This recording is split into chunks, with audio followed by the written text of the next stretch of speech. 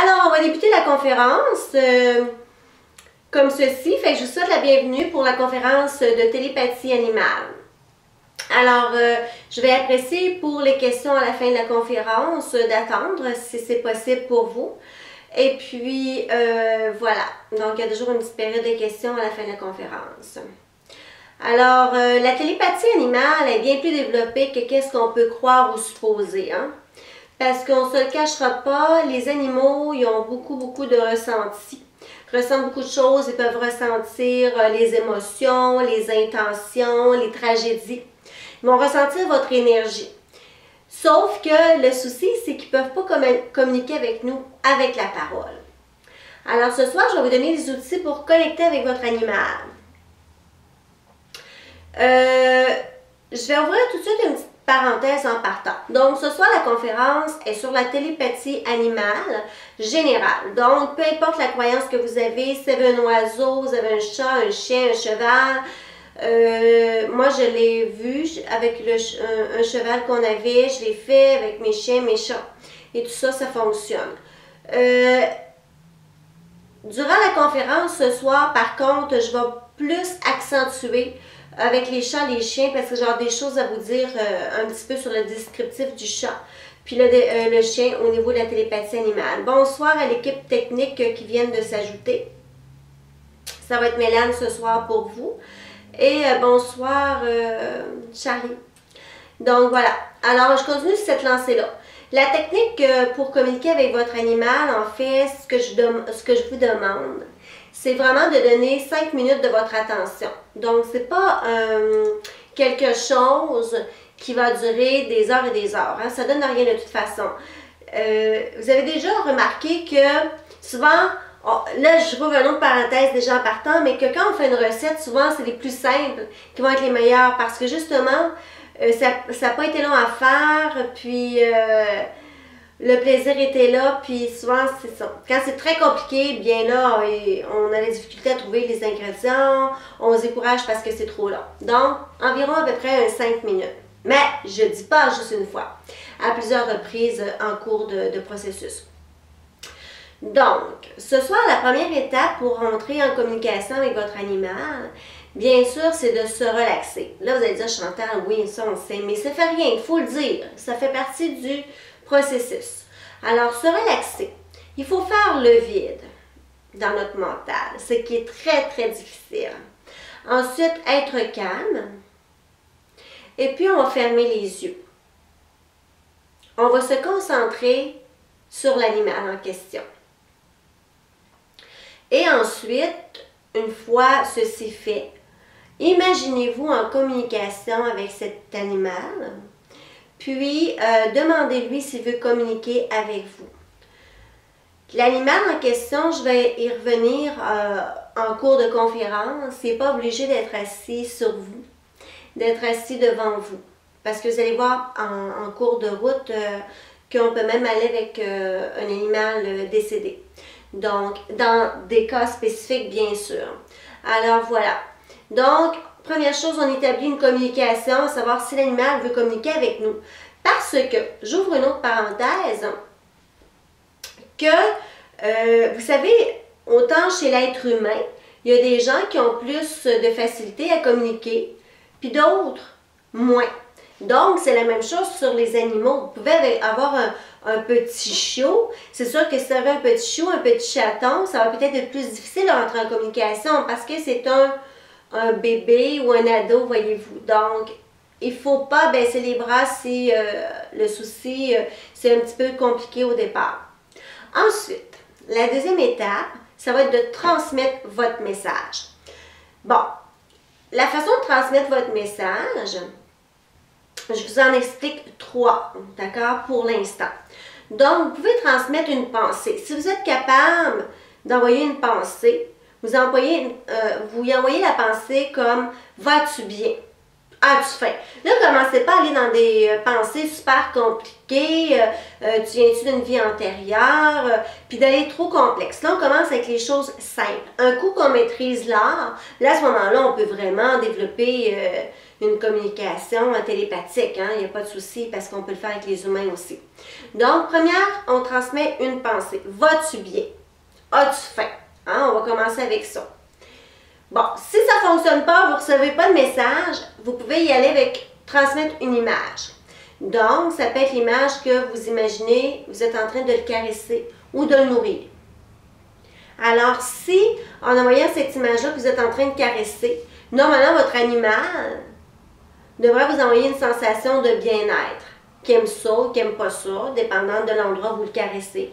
Ou c'est envoyer une image que vous le nourrissez.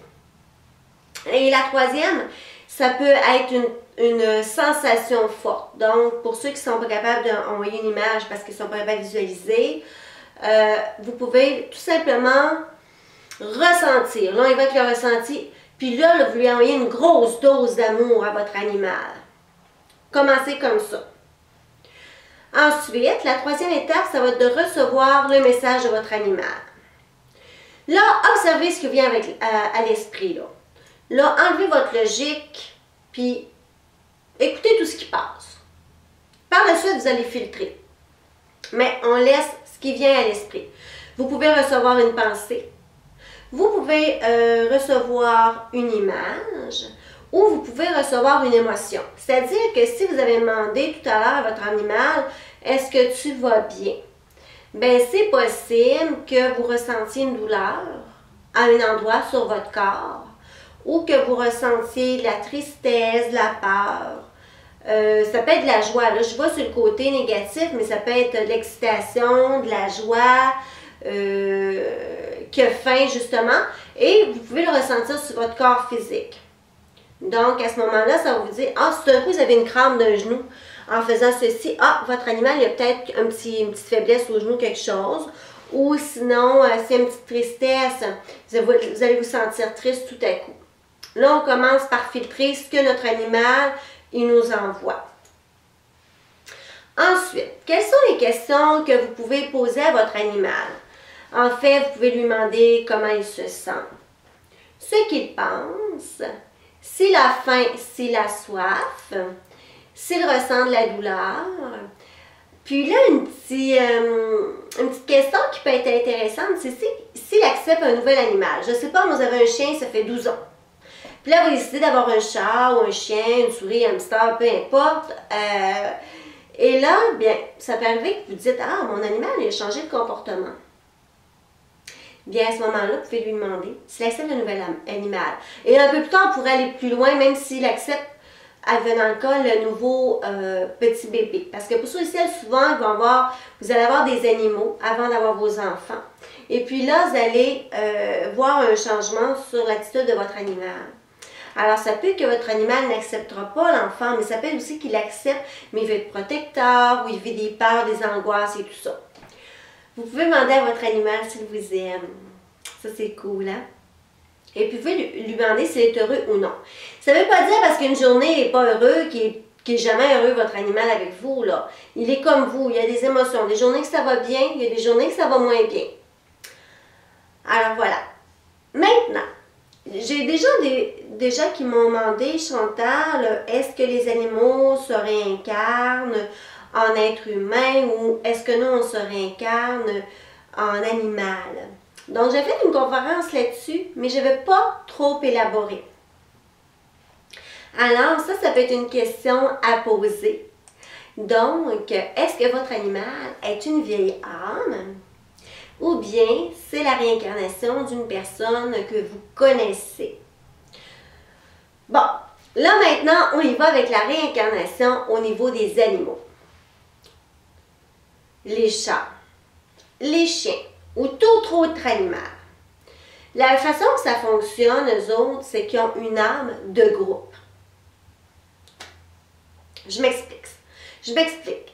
Lorsque l'animal va se réincarner, ok, donc se réincarne, devient un petit bébé. On va prendre un chien. Bon, le petit bébé chien se réincarne, il arrive au monde, tout ça. Ce que ça fait, c'est que lui s'est détaché de son groupe d'âmes. Donc, on va avoir des âmes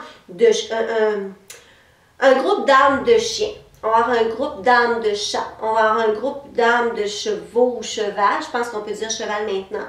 Un groupe d'âmes de cochons. Un groupe d'âmes d'oiseaux et ainsi de suite. Alors lui, il va se détacher de son groupe d'âmes pour venir chercher des connaissances. Et là, vous allez voir pourquoi qu'on dit souvent nos chats, nos chiens, c'est des... là, je prends encore ces animaux-là comme exemple, qui sont aussi fidèles. Donc, il vient chercher des connaissances. Et quand votre animal va décéder, son âme, ce qu'elle va faire, elle va retourner rejoindre le groupe d'âmes et elle va transmettre ces informations-là. Donc, non seulement votre animal vient vous apporter pour vous aider à évoluer, pour aider à guérir certaines blessures, mais en même temps, il y a vraiment un grand cœur, votre animal, parce qu'il vient chercher des connaissances pour partager avec les siens par la suite. Donc, si on prend les animaux tels que, comme j'ai mentionné, les chats, chiens, cheval, chevaux et tout ça, ils ne viennent pas pour eux-mêmes, mais ils viennent pour enrichir leur groupe et, comme j'ai mentionné, aider les humains. Donc, ça fait d'eux vraiment là, des âmes, je vais dire amour, l'amour pur, hein? L'amour sans attendre. Ils viennent donner sans attendre de recevoir. Et pour ouvrir une autre parenthèse, à ceux-ci, ces animaux-là, je vais même ajouter les dauphins. Combien de gens disent « Ah, il y a une connexion avec les dauphins. Pourquoi on les trouve si intelligents? » Les baleines aussi. On va aller avec eux aussi. Ceux-ci, ils vont capter des ondes que nous autres, les humains, on n'est pas capable de percevoir. Ces animaux-là, chats, chiens, cheval, chevaux, dauphins, baleines, ils vont travailler dans l'invisibilité de l'énergie. Comment de fois vous avez vu aussi, j'ai un flash comme ça que je vais dire, mais des enfants malades. Vous savez, les enfants qui sont atteints de leucémie, de cancer, je ne sais pas dans vos pays en Europe, nous au Canada, on a un style de groupe ou de aide que c'est vraiment pour aider ces jeunes-là à réaliser un rêve parce qu'ils sont très très malades. Et souvent, on va les emmener en communication avec les dauphins, justement. Parce qu'il y a un contact avec ces êtres marins-là. Alors, pour ces animaux qui se réincarnent, on peut même appeler ça un genre de bénévolat ou de amour inconditionnel. C'est merveilleux, hein? Alors maintenant aussi, une question qu'on peut se poser fréquemment. Est-ce que tous les animaux sont télépathes? Je vais répondre à ça, oui. Tous les animaux sont télépathes, puis ils le sont même les animaux sauvages. Sûrement, vous avez déjà vu des émissions où il y a des gens qui ont travaillé, en tout cas, mémoire comme ça qui revient. Il y avait un homme célèbre, vous savez, qui travaillait avec les crocodiles, non, avec les raies, tout ça. Et puis, vous allez voir aussi des gens qui vont travailler avec les tigres, les lions. Et puis, il va y avoir une communication. On dit, ben c'est fou, il tient le lion, il fait des câlins et tout ça. Et puis, j'ai déjà vu, moi, par expérience personnelle, une personne faire de la télépathie avec un animal et le faire coucher dans une forêt. Donc, pas tout à fait une jungle, mais il bloquait la route et c'était un animal, je crois, je vais dire une vache avec des cornes, un style taureau. Et oui, cette personne-là fait baisser l'animal pour tasser du chemin parce qu'on ne fait pas circuler. Donc, oui, ça se fait même avec les animaux sauvages, un petit peu plus effrayant, mais ça se fait très bien. Maintenant, je vous avais parlé en début de conférence que je vous dirais des choses spécifiques sur les chats et par la suite sur les chiens. Donc, si on parle de nos amis les chats. Le chat, il est introverti, mais il n'est pas indifférent. C'est vrai qu'un chat va être introverti, plus en retrait, tout ça. Il y a des personnes qui sont très introverties et vont avoir plus de connexion avec les chiens justement pour ça. Mais ça ne veut pas dire qu'ils sont indifférents, pas du tout.